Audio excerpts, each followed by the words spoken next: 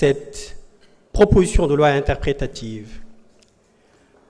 Abroger la loi d'amnistie reviendrait à fragiliser l'ordre juridique, en ce que cette loi d'amnistie a déjà produit ses effets ou continue de produire ses effets depuis sa promulgation, depuis le 6 mars 2024. Le principe des droits acquis, l'intangibilité du principe des droits acquis et le principe de la non-rétroactivité se heurteraient à l'abrogation de cette loi. Elle produit ses effets depuis le 6 mars, je l'ai dit tantôt. Des personnes qui avaient été emprisonnées ont été libérées. Des procédures qui avaient été enclenchées ont été stoppées. Et la loi d'amnistie a demandé que les peines et les procédures soient déclarées inexistantes, même si les faits demeurent. Donc, abroger cette loi reviendrait à fragiliser la sécurité juridique. Il reste la modification. On aurait peut-être pu la modifier. Mais modifier cette loi serait beaucoup plus... il y aurait plusieurs hypothèses qui pourraient se présenter pour une modification. Donc la voie la plus simple, c'est l'interprétation qui a été cette proposition de loi relative à l'interprétation de la loi. Avant de venir sur cette proposition de loi, il me plairait de rappeler que contrairement à ce que beaucoup de sachants, voire même des juristes disent, que l'Assemblée nationale n'a pas la prérogative d'interpréter la loi. C'est peut-être ignorer le droit, puisque le professeur Odosek disait que le droit est tellement important qu'il ne faut pas le laisser aux juristes. L'Assemblée nationale peut bel et bien interpréter la loi. Il y a plusieurs types de lois, loi ordinaire, loi organique, loi interprétative. Et la loi interprétative constitue une exception du principe de non-rétroactivité. Il y a les lois douces, les lois pénales douces, les lois expressément déclarées interprétatives et les lois interprétatives qui sont des lois rétroactives. Donc, l'Assemblée nationale, qui est législateur, qui est géniteur des lois, peut bel et bien interpréter la loi. Et c'est dans ce sens que le député Amadouba a procédé à cette proposition de loi. De quoi il s'agit? Il s'agit de préciser le sens de deux notions. Une motivation politique et des manifestations. Il s'agit d'un champ d'application fourre-tout qu'il fallait nécessairement préciser et en même temps faire de sorte que cette loi soit conforme aux instruments internationaux qui ont été ratifiés, souscrits par le Sénégal. Donc, je pense qu'il n'y a pas un chat à fouetter. Cette conciliation nationale, cette cohésion nationale qui a été l'objet, le soubassement de cette loi d'amnistie ne peut se faire que si la justice est rendue. La paix, on ne pourra y atteindre que si la justice est rendue. Et donc, il faut impérativement, nécessairement rendre la justice. Merci. Merci beaucoup. Honorable Papa Tahirou Sarr, vous avez la parole. Honorable... À vous, merci. Honorable Rohey Ndiaye, vous avez la parole. Honorable Mamadou Diaw se prépare.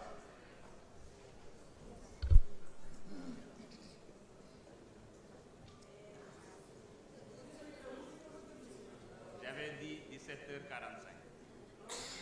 Oui.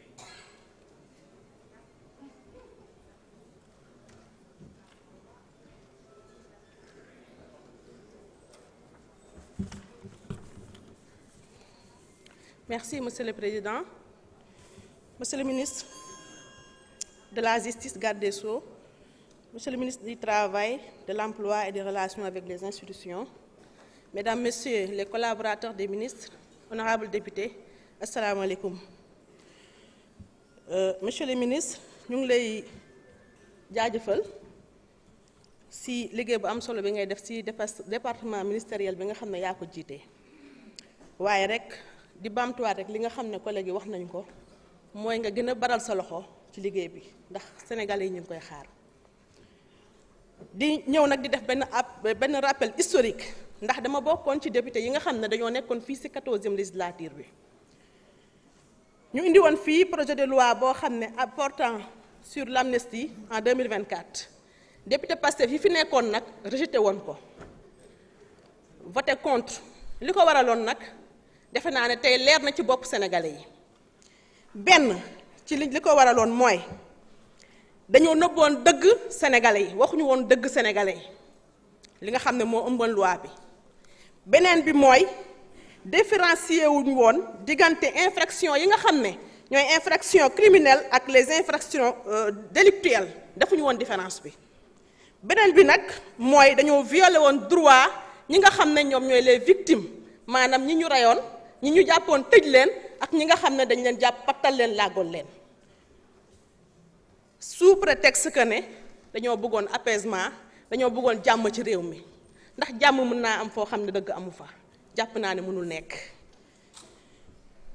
di wax ne damay profiter balaa may continuer ma rendre un hommage koo xam ne mu ngi fii toog parmi nous mooy le ministre Abass Fall su ma ko rendre hommage nag rendre naa hommage mboolem député 14e législature ndax fii dañ ñu fee dóor toroxal ñu fi def ñu fi lu ne moo tax bi ma déggee sànq am koo xam ne bari wax a tax mu ne ñee si kaw buñ tàccu dama ne kii fu mu nekkoon wala kii mooy kat ñoom ay fii lañ doon duy ay nit bañ fees dell indaale seeni piip ak seeni mbiip loolu defu leen ko kon gàcce ngaalaama yéen ñooñu may wax ne Sénégal dafa ratifier ay convention dafa signer ay convention contre les tortures et l'ensemble des conventions pour yi nga xam ne dañuy dëgmal li nga dañuy concerner li nga xam ne ni mooy la protection des droits de l'homme maanaam convention yoo xam ne nii lépp loo xam ne day salfaañe droit doomu aadama rek convention sénégalais dañ ko Sénégal daf ko da koo signé ñuy wax ne te xam nañ ne convention yooyu ñoom ñoo sut loi yi kon Sénégal dafa obligé tënku ci li nga xam ne moom mooy convention yooyu ci loolu aussi may féliciter sama collègue le président Amadou Ba ci courage bu am solo bi nga xam ne ni am na ko proposé ñu loi bii di wax ne constitution sénégalaise moo ko may droit en tant que député mu proposer une loi moo tax mu def ko ñu koy saluer objectif loi bi nag lenn kese la mooy leeral setantal délit ak crime yi nga xam ne ni amoon na ci réew mi waaye setantal loi bi nga xam ne ni ñoom proposé woon nañ ko fi en 2024 bi ci beneen bi mooy apporter justice ndax dafay delloo droit victime yi nga xam ne ni ñooy les victimes des manifestations ñi ñu jàppoon tëj ñi ñu rey ak ñi nga xam dañu leen pattal tey jii su ma xoolee ci kaw maa ngi seen ay malgré am na ñoo xam ne rey nañ leen ba pare mais fii ci kaw yépp ay détenus politiques ñoo fi toog ñu ngi leen di rendre hommage ñu ngi seen ay Azoura ñoom Vito Abdoulaye Gueye di lay cyber ma nga nee tëdd mënul jóg loolu te nekk victime moom aussi li nga xam ne ni ci li nga xam ne mooy ñii toog fii suñu ginnaaw